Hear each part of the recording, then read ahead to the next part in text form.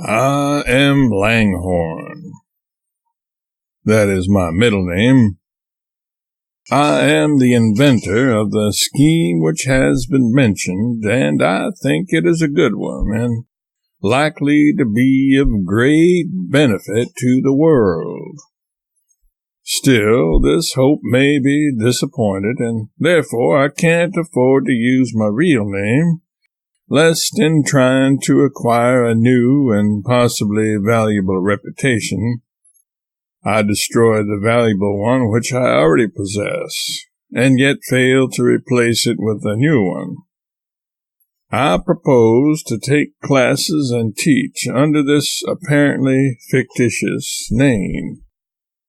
I wish to describe my scheme to you and prove its value by illustration. The scheme is founded upon a certain fact, a fact which long experience has convinced me is a fact, and not a fiction of my imagination. That fact is this: those speakers who are called upon at a banquet after the regular toasts have been responded to are generally merely called upon by name and requested to get up and talk, that is all. No text is furnished them, and they are in a difficult situation, apparently. But only apparently. The situation is not difficult at all, in fact, for they are usually men who know that they may be possibly called upon. Therefore, they go to the banquet prepared, after a certain fashion. The speeches which these volunteers make are all of a pattern. They consist of 3 first-rate anecdotes, first-water jewels, so to speak, set in the midst of a lot of rambling and incoherent talk, where they flash and sparkle and delight the house. The speech is made solely for the sake of the anecdotes, whereas they shamelessly pretend that the anecdotes are introduced upon sudden inspiration, to illustrate the reasonings advanced in the speech. There are no reasonings in the speech. The speech wanders along in a random and purposeless way for a while. Then, all of a sudden, the speaker breaks out as with an unforeseen and happy inspiration, and says, "How felicitously what I have just been saying is illustrated in the case of the man who—" Then he explodes his first anecdote. It's a good one, so good that a storm of delighted laughter sweeps the house and so disturbs its mental balance for the moment that it fails to notice that the anecdote didn't illustrate what the man had been saying.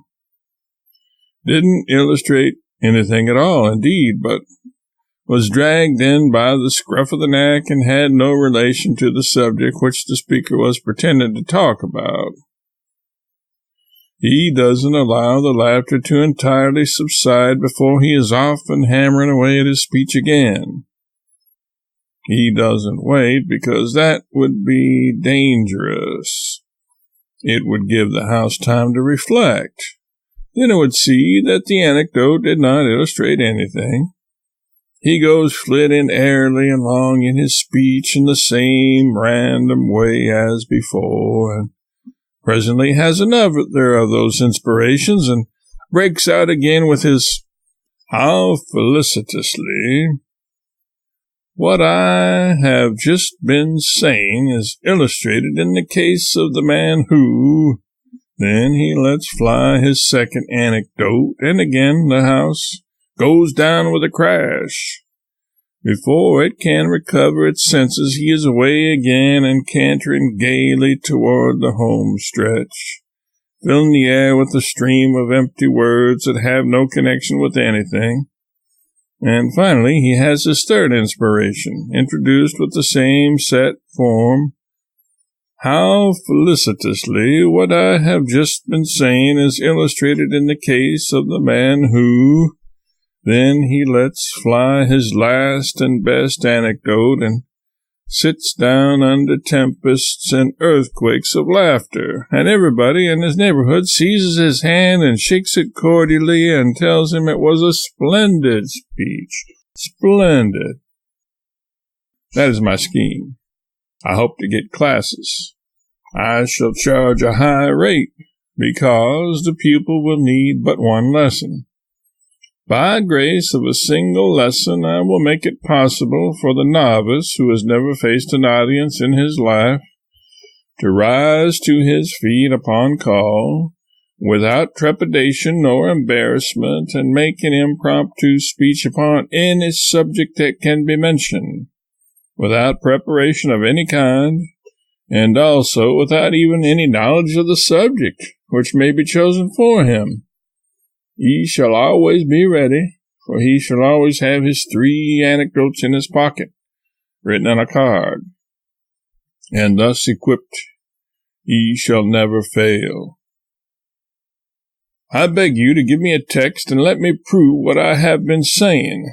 Any text, any subject will do. All subjects are alike under my system.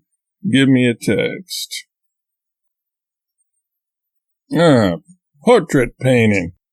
It is a good enough text. I want no better.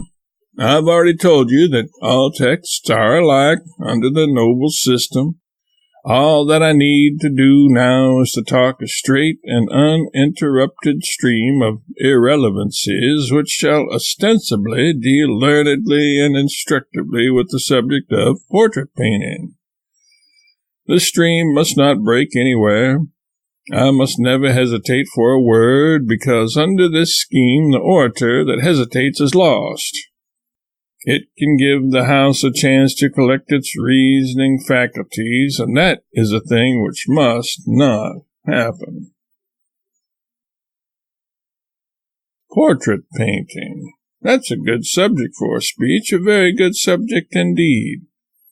Portrait painting is an ancient and honorable art, and there are many interesting things to say about it. Yes, it's an ancient and honorable art, although I don't really know how ancient it is. I never heard that Adam ever sat for his portrait. But maybe he did. Maybe he did, but I don't know. And how felicitously what I have just been saying is illustrated in the case of the man who reached home at 2:00 in the morning, and his wife said plaintively, "Oh, John, when you've had whiskey enough, why don't you ask for sarsaparilla?"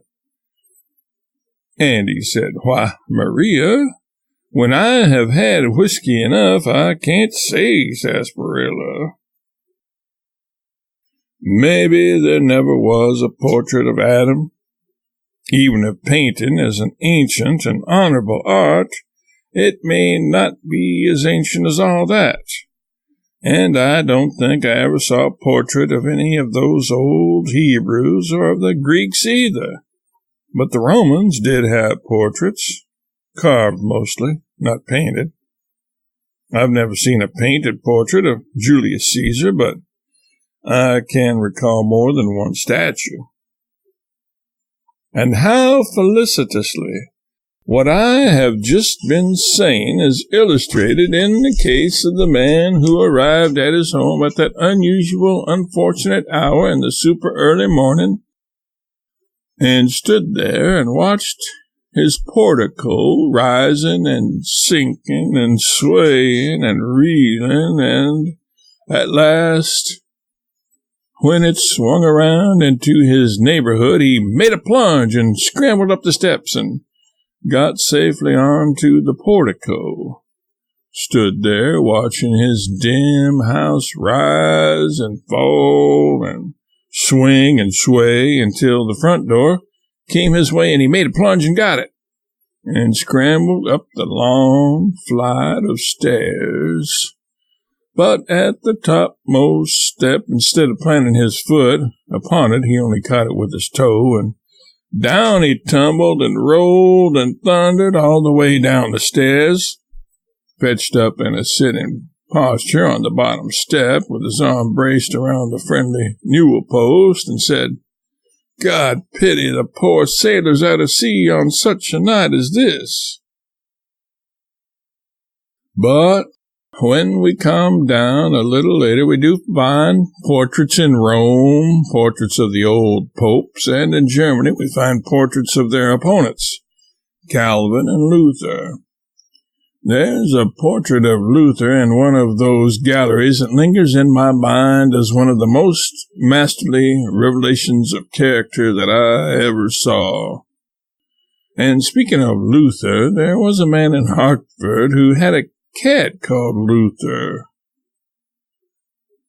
And that's all I know about portrait painting.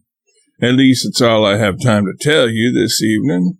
It is an ancient and honorable art, and I'm very glad indeed that you have given me the opportunity of talking to you about it.